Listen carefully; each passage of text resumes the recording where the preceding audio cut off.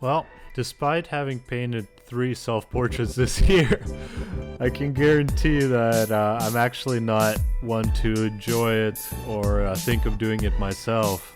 It just doesn't seem like a subject I'm particularly interested in. But this year I was asked by a gallery to paint 2 self-portraits, one of me in a fur jacket, which is this one, and another one of me in the studio. So I had to do what I had to do, and I performed a photo shoot for this, and it came out pretty good actually. This one in particular, I took a lot of risks while making it. You'll see later. As I start out this painting, I just plot some coordinates in my Photoshop image, and then I carry those over onto my panel. I place the coordinates, and then I just connect the drawing in between. It just helps me get the placement right, but the drawing is essentially freehand. Well, let's get started with the warm stain. I planned right from the get-go that the majority of the background is actually going to remain as a stained canvas. So I made sure to be careful and like the stain as it is, because there'll be no way to fix it later. Then I do a warm underpainting all over, because I know that the tones of this painting will be largely cold, and I really enjoy when warm underpainting peeks out from under the cold paint later on. The background does need a hint of some sort of environment, but I wanted to make it a simple abstract shape so we can just focus on the figure and not so much on the environment as a whole. This is a bit unusual for me because this painting is more of a graphic statement, whereas usually I like to have a portrait set in some sort of environment, and I really want it to be tied closely to the place that the character is located in. I wanted this painting to have a sense of self-esteem to it, so to speak, a sense of confidence. And part of doing that was I gave myself a little bit of a Viking haircut to channel some Viking bravery. And I ended up calling the painting Conquer, which a lot of people find funny for obvious reasons. A lot of the self-portraits I see are quite self-reflective. They look vulnerable at times. And I do love that, but I just personally can't relate to that. I don't feel that way. And it doesn't make sense for me to paint my self-portraits in that way either. I enjoy when a self-portrait conveys the inner world of the artist, and we can kind of get to know them a little bit more through seeing how they see themselves. I knew that if I want to live up to the vision of how I see myself, I'm actually going to have to go ahead and take a lot of risks in this painting. In general, in my life, I'm a very risk-tolerant person. Whenever I do something, I do it completely, and I just go all in. I don't resonate with any half measures or dipping my toes or anything like that. So my painting and the way that I paint is actually one area where it's not like that.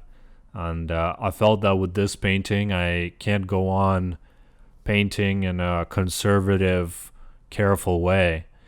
I wanted to make sure that I approach it in the same way that I do the rest of my life, by taking a little bit of risk here and there and trying for some things that I usually never go for. You may ask yourself, where is all this bold decision making and risk taking that you're talking about? And no, it's not here. It's not going to be in the portrait. I feel that the portrait needs to be done quite carefully to get the likeness, and I was more willing to take risks elsewhere on the figure. You'll see later on. Here's a little dash of style, I suppose. I'm quite fond of this purple tile that I'm setting down now on the forehead. It helps turn the form, but it also gives a little bit of a stylish edge to it. When you have a profile view like this, for me the challenge is how to make the portrait not come out flat. And a lot of that will have to do with the lighting. The lighting is quite subtle and overcast on the day that I did this photo shoot. But at least we see some upward facing planes that help add some form to the head. Whenever I do a profile view, I always focus on this. I ask myself, is form being conveyed? Is the lighting conducive to modeling the forms? Because think about it. If we have a different rotation of the head, a 3/4 view, or we're looking at somebody from above or below, the lighting doesn't have to model the forms as much because we also have the factor of overlap. The nose can be overlapping the cheek, the lower lip can overlap the chin and things like that, and this gives perspective and modeling to the head that a profile view doesn't have, because not a lot of things overlap other things in a profile view, so the danger to make it flat is quite real.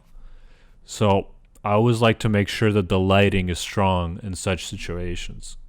And when painting beard or facial hair, my focus is on the edges. I have to make sure that the beard merges into the skin in a way that makes sense. If the edge is too abrupt, the beard is going to look like some sort of wig on the chin, and that's not right. And same with this furry collar here. The edge work will really give us the texture that we need from the fur. For this, I'm using a very broken up bristle brush that has these stray hairs. I find it quite perfect for these furry textures and the beard as well. You always got to have one of these destroyed brushes in your arsenal. Otherwise, you're going to have to be painting these textures manually, each striation by hand. And it's kind of hard to get a correct feeling of randomness when doing it yourself directly. Such a randomly splayed brush, it really helps with that randomness factor. Here's my furry texture brush putting in the work once again. Not sure what I would do without it. The choice of this particular jacket, along with the shirt that you're going to see me wear, is all about having this variety of materials and textures. You know? We have the furry collar, we're going to have a cottony material, we're going to see a drapey black shirt, and it's this variety of designs and textures that I think give an interesting look to this outfit. What I'm about to paint is quite an unorthodox shirt that's this kind of drapey mess of various parts of the shirt flapping and overlapping each other. It's a shirt that I got in St. Petersburg, Russia. And I found it interesting because it's quite at odds in its style with this military type of jacket. And I kind of like that variety and that lack of cohesiveness, actually.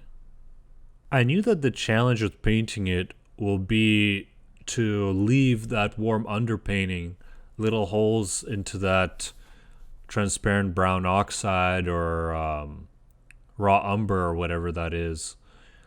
And the design of these holes that I leave will dictate a lot about how that shirt will feel.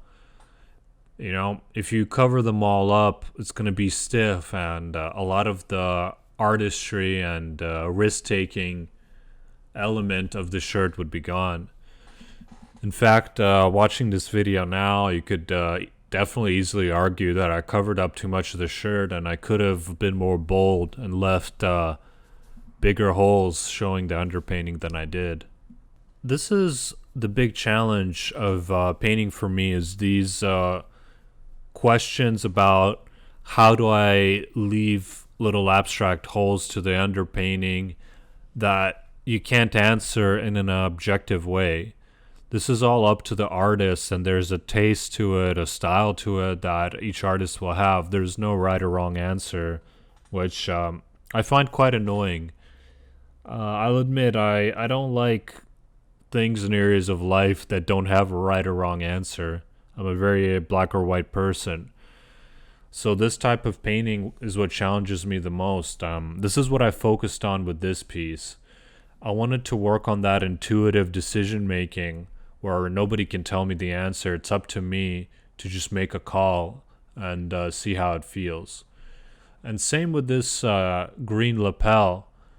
You don't want to just cover the whole thing up. That's really going to take away a lot of the artistry and life that this painting could have. You know, you might think that when an artist spends more time and effort on a painting, then the audience is more likely to like and resonate with it.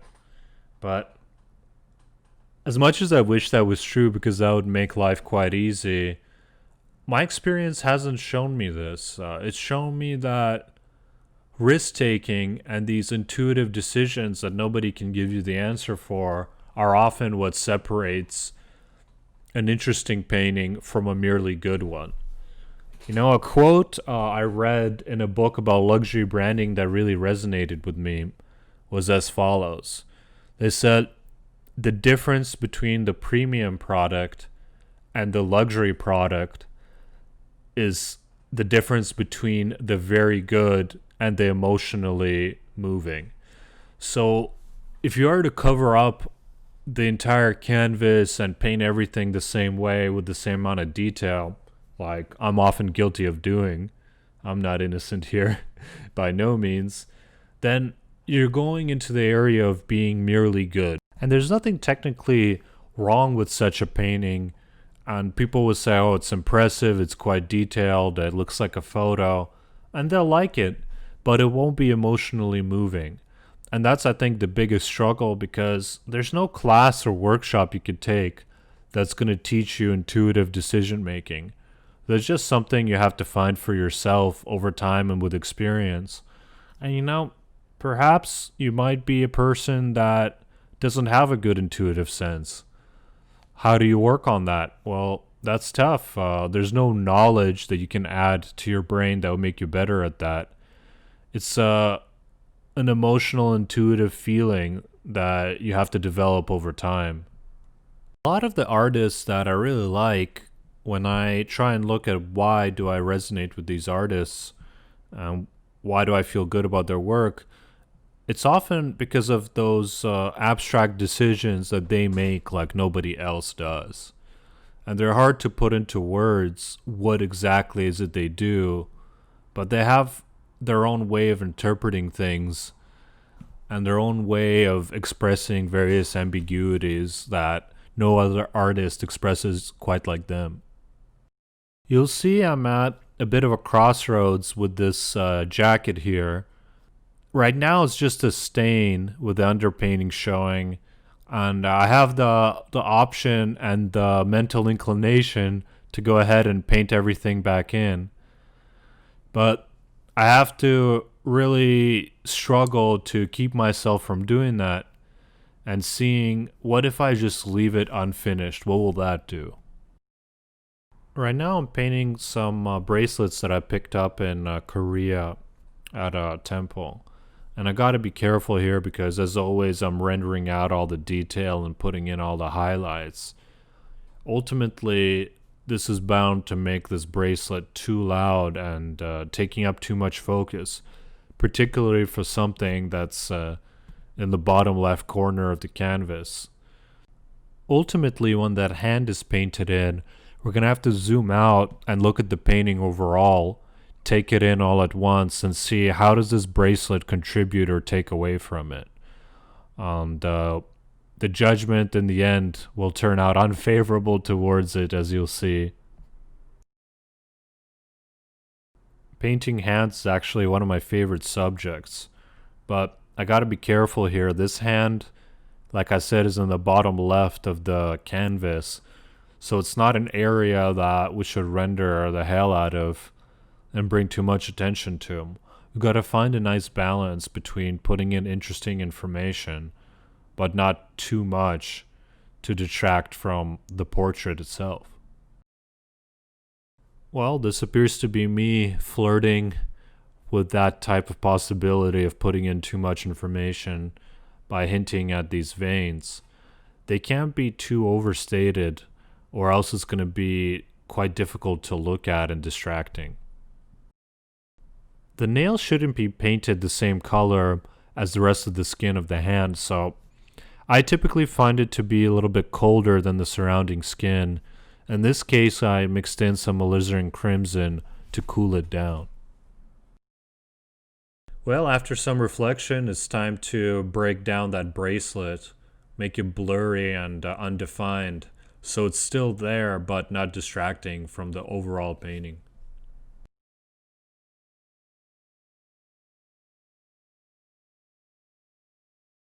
Okay, this is an area where I planned on a lot of bravery and risky moves. I really wanted to leave a lot of the underpainting showing, and even possibly some of that charcoal drawing. I've never done that before in my life, so I was definitely pushing it with this painting. At one point, I even considered drawing out that hand in charcoal in a more defined way and not painting it at all, but that was a little bit too much for me. I didn't go through with that.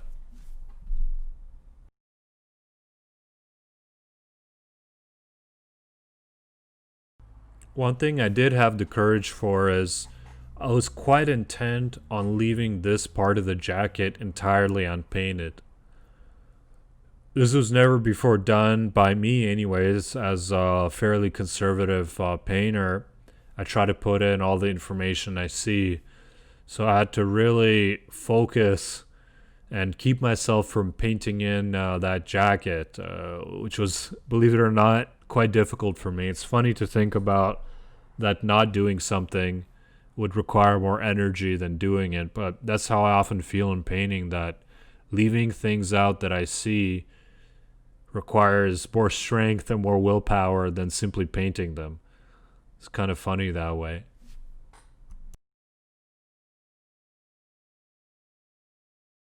I was excited to add this little red accent, which I find brings a lot of life to the hand. And then, damn, looks like I painted it back out. Oh, well, let's sign it and let's put this finishing touch highlight on the eye. I've been saving it this whole painting just to see what it would feel like to put it at the end. Now here's the finished painting in context. The size is 18 by 24 inches. And I'm quite happy with this one. I took a lot of risks. You can see I left a lot of the charcoal drawing showing. And people resonated with that. It didn't take such a long time to paint, but it did create some emotional impact on people that maybe a longer painting would not. Cheers.